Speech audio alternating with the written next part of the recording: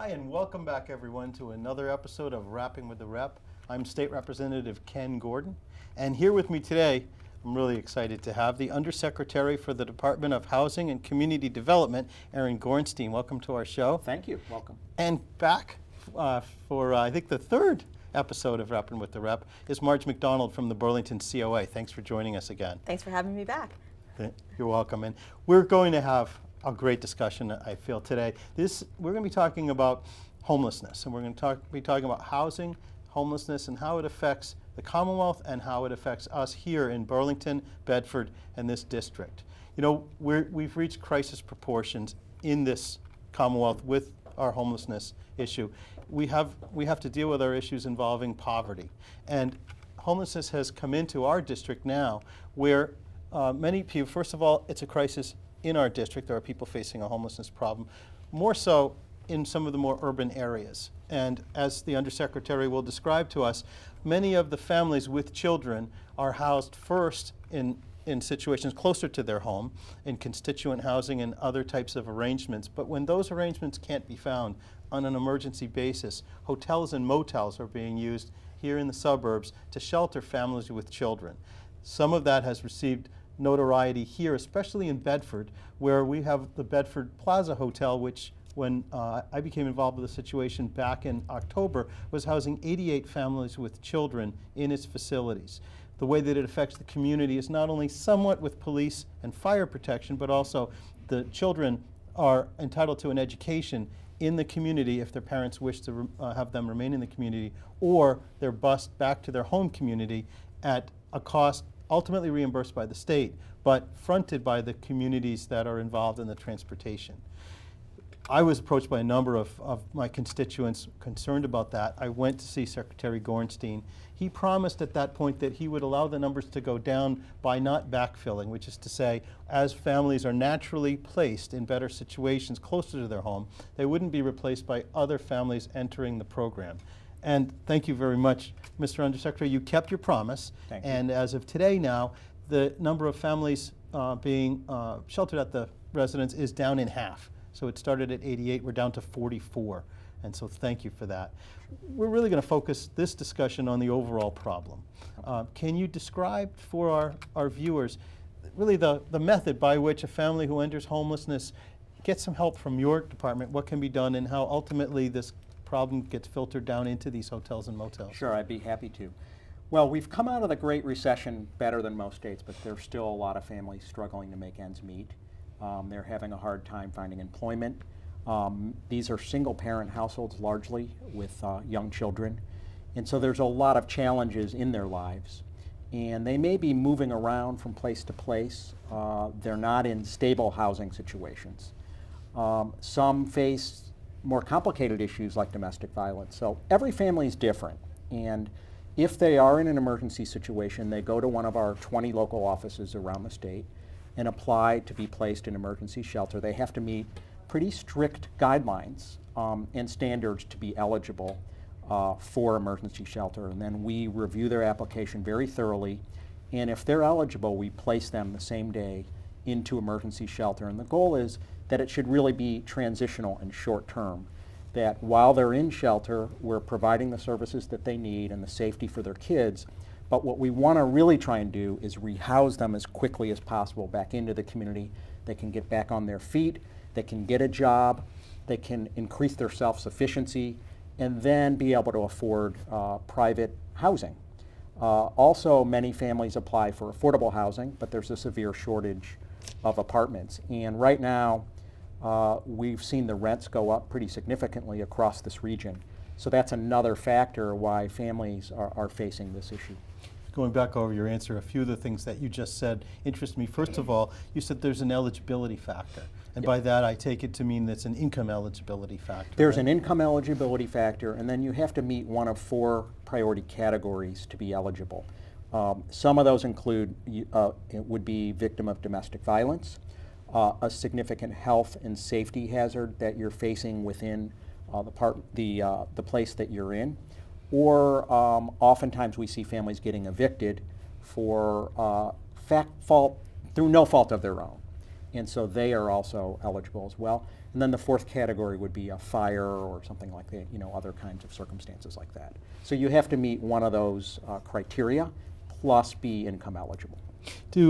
I heard a statistic with regard to some of the families where at least one, if it's a single mom or if there are two adults, that 29% of the adults are working. They're working usually minimum wage jobs. Is that consistent with what you've been told? And We if so, do see a lot of families who do work, and then they're still struggling. As I mentioned, they may be working part-time or at minimum wage jobs. And so what we've really focused on is increasing the skill level of the families, placing them in jobs, having them enroll in job training as well. That's been a big focus of ours. We've launched a whole new effort with the Fireman Foundation, with the private sector, and really working in 5 different regions of the state. And just in the past year, we've been able to place over 300 families into jobs. So the goal is to get them employment so that their incomes go up, and then they won't need to rely on emergency shelter. They'll be able to move into private housing. do you get involved in training programs at all? Yeah, so we're working very closely with Labor and Workforce Development on job training, the Department of Transitional Assistance, and the Fireman Foundation, as I mentioned. The other key part of it is childcare. So Absolutely. even having the job, there's an issue of, can I get childcare for my kids? So that enables the parent to go out and work. And that's also a huge issue in Massachusetts, and tremendous demand and need for childcare as well. Is what can be done with respect to that? Because you're right, if you've got a single parent with children, what can they do? If they're paying $6.50, $7.50 for their children to be cared for, they can't take an $8 an hour job, a minimum wage job. Yeah, unfortunately, the governor has proposed increased funding again this year for early education and care to be able to open more slots for low-income families. And we've worked very closely, and I've worked closely with Commissioner Weber on really trying to set priorities for some of our families to be able to access those child care slots as well. That's important, and Yes. thank you for focusing on it. Another important issue dealing with the families staying in the motels is medical care, dental care, some of the basic needs of the families living there, because they've been removed from the communities that they're most used to, and now they're in Burlington, they're in Bedford. What is being done to just match the families with those Sure. basic needs? Well, it's particularly an issue for families that we have to place in motels temporarily. Right. In our regular shelter system, our providers are really making sure that families are accessing the medical care that they need. They're getting 24-hour staffing. They're getting a range of different services. That's why I want to beef up those transitional supportive housing settings as an alternative to relying on the motels. But in the motels themselves, it can be a challenge, as you know. And what we've done is we have a team of staff from the Department of Public Health. We help fund them through a contract, and they go out to every motel and do outreach to each family, making sure they're getting access to the health care that they need, making sure they're getting access to the food they need. We're also working closely with the Department of Children and Families. So really a combined effort with the different state agencies to do outreach to the families.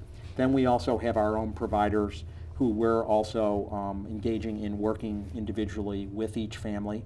And then through your leadership and others, we've really been able to mobilize volunteer efforts in the community, and that's really important too. And I've been heartened by the interest among the residents in your district and others.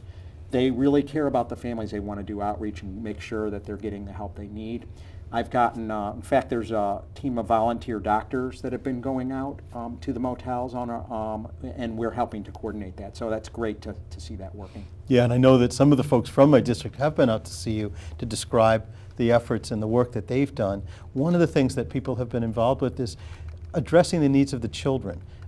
We've got very small children that are living in these motels, and they're frightened, and they're alone, and they're isolated. Some of them are going to schools that they haven't been, and the ones that aren't old enough to go to schools are living in a motel where there's basically not much to do. Are there programs in place to address the needs of the children living through this situation? Well, we're working with Horizons for Homeless Children really to try and get more play space out in the motels and to have some recreational activities for them. Again, there's a lot of volunteer groups and church groups that are helping us in that regard. So we really are trying to marshal the resources we have and really tap into our volunteer base. And I think it's a great way for volunteers to help out is to go visit the families, play with the kids after school, help them with their homework, all those kinds of things we take for granted. Even doing homework in a one-room motel is a challenge. It is. To find the space to do that, the quiet space the kids need. So we're very sensitive to that issue. It's another reason why we want to make sure to try and rehouse the families as quickly as possible, get them back into their own home where they would have those kinds of opportunities. Right. And I know there's no need to remind you of this, but it's expensive as well. I know that you're paying about $82 a night, in Bedford anyway, for the rooms, and I hear over and over again people telling me, well, that's insanely expensive, in fact. It's more than a lot of people are paying for a motel when they go away. But and I think I'd like you to address this, but I think what they're missing is these are emergency situations. It's not what you would choose to do. And in fact, it's a very short-term fix. It's a short-term fix. And it is true that it's much more cost-effective to work on prevention of homelessness in the first place, which is really what we're doing through the RAFT program, a great program where a family can get a little bit of help, some short-term help, to tide them over, to help pay the back rent, any kind of utility costs, to avoid eviction so they don't have to go into shelter. So that's helped 3,000 families just over the past year, thanks to the generosity of the legislature to increase funding for that program. It's critically important to focus on prevention. And then, of course, for more permanent affordable housing. The legislature just passed, with your help and others, and Chairman Honan on the House side and Senator Eldridge on the Senate side, a $1.4 billion housing bond bill. We need to invest our state dollars into permanent affordable housing, and really that is the way to go. But some families need help in the interim for a short period of time. The average length of stay is about 6 months. We want to help them back on their feet. And in Massachusetts, we help those families into temporary shelter. In other states, they may not be able to get that help, but I think I'm proud of the fact that in Massachusetts, we are willing to help these families. And yes, it does cost some money in the short term, but I think we help thousands of families every year to get back on their feet into permanent affordable housing. And so I feel good about that, but it's true that it's, the emergency shelter, comparing that to some other ways of helping families, I could see why people would say, that's really expensive to do. But I think it's something that our state has decided is necessary in the short term. I understand we don't want to be tied into a permanent commitment to an emergency situation, because what we're trying to do is reduce the amount of homelessness in the first place so that we don't need to have these rooms. That's exactly right. So Marge has graciously volunteered to be with us to talk about some of the issues that involve senior homelessness, when oftentimes people will outlive their savings and they're relying on their Social Security income. And you hear about these at your job at the C.O.A. We're also seeing an increase in foreclosures on people's homes. So folks who had, thought that they were okay, they had saved all their lives, they put all their money into their home thinking this was their security, and now all of a sudden they can't make their payments on their homes for whatever reason. Sometimes it's adult children getting in the way, sometimes it's their own spending, sometimes it's no fault of their own, and they're just, all of a sudden they're out on the street, and there's not often enough time for them to apply for elderly housing or regular housing if they're a family, just because there's such a long waiting list. The waiting list, I believe now in Burlington, is 1 year if you're not a veteran. So your bank gives you 2 months notice and you're out on the street, poor little old lady, so to speak, sorry ladies, they're out on the street, and that's a tough little, that's tough for them to swallow. What resources are out there for those folks? Well, in terms of foreclosure, the situation's improving, but you're right, there's still families struggling and going through foreclosure, but it has gone down about 70% just in the past year or so. And so I think we're past the peak period of foreclosures, which really was very problematic. I think there are a number of foreclosure counselors out there. There's resources that people can avail themselves of. My recommendation is immediately when you get into trouble, when you're falling behind on your mortgage, contact the homebuyer counselor, contact the foreclosure counselor. They can really help you work with your bank, and sometimes a modification of the loan works. Sometimes you can get some emergency help so that you don't have to go through the process. Sometimes there's a way to just move sort of into a better situation But there are, on our website, on mass.gov/DHCD, all the foreclosure prevention and counseling resources are available through the various state agencies. Also, the Attorney General's office has launched some major initiatives around foreclosure as well, so contacting the Attorney General's office would be important. Okay. I'd also like to add, obviously, for seniors, contact your council on aging if you need help going through the process of getting help. What about those folks that just, they can't afford their rent anymore? That's tough, because you're right, there are waiting lists around the state for both family and senior housing.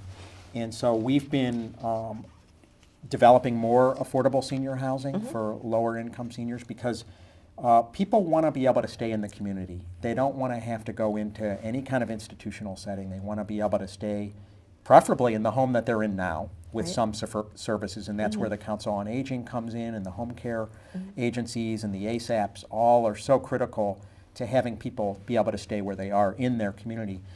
But we need more affordable senior housing as well. And what we've been developing and funding is senior housing with services so that people can age in place. They can live independently for longer. They'll avoid going into a nursing home. And when the representative mentioned about taxpayer costs, this makes a lot of economic sense to be able to fund the services in the community much less expensive than nursing home care or other kinds of institutional care.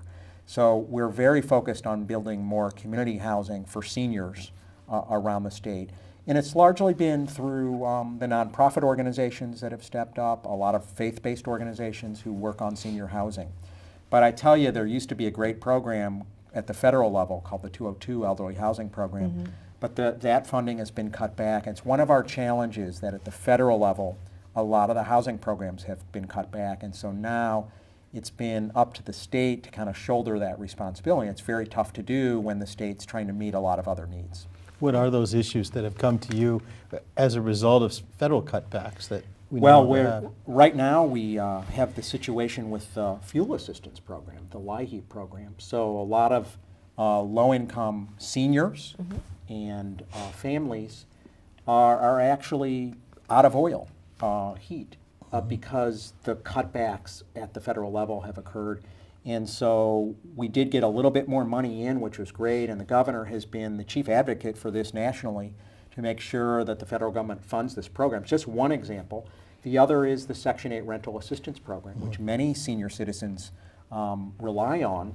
And that program was cut back by $20 million for our program in Massachusetts. So we've had to freeze any new vouchers. In other words, we're not able to help new families with Section 8 rental assistance off the waiting lists. Right. And so that's another big cutback that we faced. And that's about a 5 or 8 year waiting list at this That's point. right. Yeah. So even before the cutbacks, now it's even longer. And that seems to have created that bottleneck from which the rest of our problems we're discussing sort of form.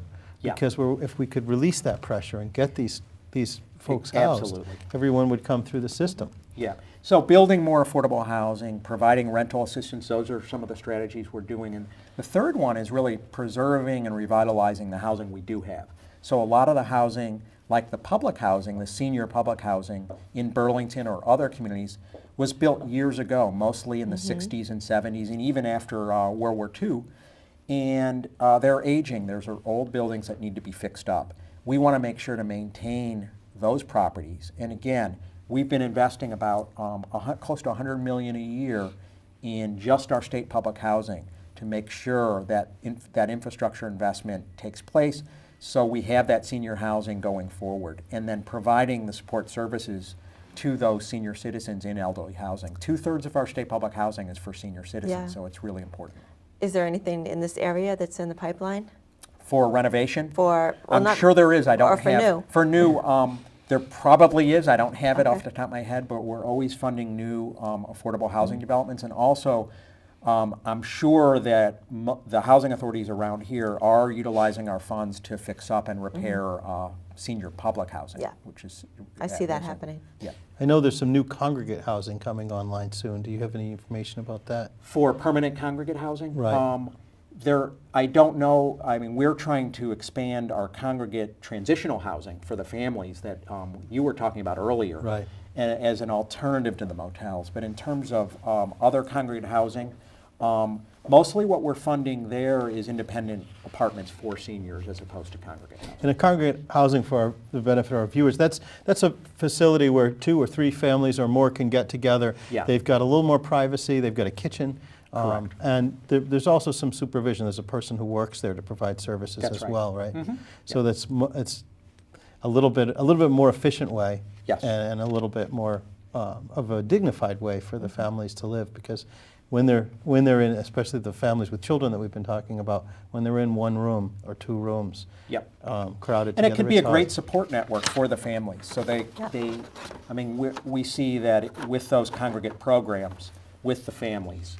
There's workshops on site, families are supporting each other, they're helping with babysitting, all those things. We talked about childcare. Right. It really makes it easier for them. So we really think this is a very good model to try and expand, and just so much better than the motels. Right. And that's what we're really moving towards, trying to reduce as quickly as possible the families in the motels, and in some cases relocate them even temporarily into congregate housing, but also then into permanent affordable housing. Yeah, many times the congregate housing is then closer to the communities. That's true, And they too. can go to the places that they are used to, their medical appointments, their places of worship Correct, yeah. that they're more comfortable with. I have a couple of figures I want to throw out there. Not necessarily that you have to answer to these, but Okay. that 33% is the number that homelessness is predicted to increase between 2010 and 2020, doubling by 2050. Homelessness among all age Seniors. groups? Seniors, But okay. seniors. And that's obviously going with the increase in seniors, baby boomers becoming seniors. Also, 33% of current workers are going to rely solely on Social Security, which is a really scary number. You did your homework. I did Very my good. homework, yeah. Well, it's certainly, we do see, and there are a lot of great organizations working on elder homeless Mm-hmm. issues. But and really, for those, they really look at 50 and over. Right. And consider elderly, because many of these people have been on the streets, and they age much more quickly, have a lot of medical complications and challenges. So there's the Healthcare for the Homeless program in Boston that serves the area, but then there's a program called Hearth. And they're providing supportive housing for seniors so they don't become homeless, and getting people really right off the street into permanent housing. It's just been a fabulous success. And tapping into Medicaid dollars, which is, I think, the key, so that we can make the best use of our healthcare dollars and marry that up with housing dollars. And I think that's going to be a wave of the future, where we're going to really, with healthcare reform happening, how do we creatively use all the housing dollars with our healthcare dollars so that we can help our senior citizens so they don't become homeless. Right. I think that's really important. You raise a troubling statistic, and we're trying to do everything we can so that doesn't happen Yeah. here in Massachusetts. Scary. It is. Yeah. And I don't know that people realize that many of the seniors in Burlington who are only relying on Social Security, some of those are only getting $800 a month. Yeah. You add your property taxes are more than that in a year. So it can be tough. What do you foresee as an outlook with regard to homelessness overall? I know maybe a year ago you had opined that maybe we could Yep. remove or be free from the emergency hotel program. It didn't Yeah. happen because homelessness increased. Well, How does it look? some call me too optimistic, so with that caveat, because I really always do look at the good things that everyone's doing, and not just the state and not our agent, but I'm talking about at the community level. That's where it all happens. And the great work that's going on with our providers, with the nonprofits, with the volunteers, who are just helping thousands of families every year. And I see the numbers starting to come down after we had a 70% increase in family homelessness starting in the summer months, which is why we saw those increases in this area Right. and across the state. And that now is leveled off, it's coming down, and I'm optimistic that we're going to keep at it and keep making progress. We have no choice, really. We have to do it. We have to do it for the families, for the seniors, and we need to do it for the taxpayers, because it's much more cost effective to have people in community-based housing, as you said. That requires us to invest in the right programs in a smart way, which the legislature has been a great partner in doing, working with our local housing authorities, our nonprofits, the municipalities. really, it takes everyone working together. So I'm hopeful that we are going to see significant progress over the next several months. You know, it's hard to predict, though, because a lot of things are sort of out of our control on the economy, whether the job front, how much rents might go up in any given period of time. All those things, the foreclosures you mentioned. There's so many factors at play, and we don't have control over those. Right. But there are things we can do in a much better way. And one of the things, Representative, first, thank you for your leadership on this issue. You've been outstanding. But also, thank you for your ideas and thoughts, because that's what I'd like to hear from people watching this show. What ideas do people have that we should be doing in a better way? What are we missing? I'm always looking for, there's no magic bullet, and I think everyone probably acknowledges that, but there's always better things that we can be doing at the state level and then in partnership with the cities and towns. So, Well, I think one thing that we're looking at the state level, and each of these ideas has an interplay with the other. Yeah. And where I'm involved with raising the minimum wage, I'm involved in the committee on the minimum wage. Yeah. And when we're talking about people that can't afford their rent and they end up in an eviction situation. Absolutely. And some people have come to me saying, well, it will harm our economy if we raise the minimum wage. Well, in one way, they're looking at the problem isolated. But then if it creates or causes more homelessness, if it creates or causes more reliance on welfare and other types of services, cash assistance, well then have we helped ourselves at all if we're shifting people from one form of assistance to another, or in this case, making a few more dollars an hour at their job so that they can avoid falling into the systems that we then as a government administer. Yeah, I think that's a big piece of the puzzle. Right. And then investing in the job training, partnering with the private sector, so we're matching up families and senior citizens who want to work, mostly families, although there's some seniors who certainly would want that. But especially for our younger families, getting them into the workforce, absolutely essential. And it may mean, going back to school or, further education, which is so important, linking them up with the community colleges. It's all interconnected. And so the good thing is it's not just about the government spending money. It's really the partnership with the private sector. Virtually every program we run at the Department of Housing and Community Development is done with the nonprofit sector, the private sector as partners. It's not just the government, although the government investment's critical, but it's just one piece of the puzzle. Oh, you're absolutely right. Sometimes it's the starting point, but it's that partnership that really makes that progress. We talk about that with respect to transportation in this area, with respect to education. We're blessed that we have a wonderful vocational education school at Shawsheen Tech in this district, and they offer adult education for people who have lost their jobs when in this area technology has passed them by, and they need to be able to catch up. The economies of scale aren't there, so that there's in-job training offered by the employers, so they're there to do that as well. So as you say, they're all pieces of the puzzle, and the homelessness situation that we find ourselves in is a piece of that overall problem. Absolutely. So I appreciate the work that you've done from an overall view of addressing our homelessness problem, Thank as you well very as much. Thank you. as the way it's affected our district. Thank you. Marge, did you have any last questions? I think just one last parting shot. Well, not shot. She saved this one.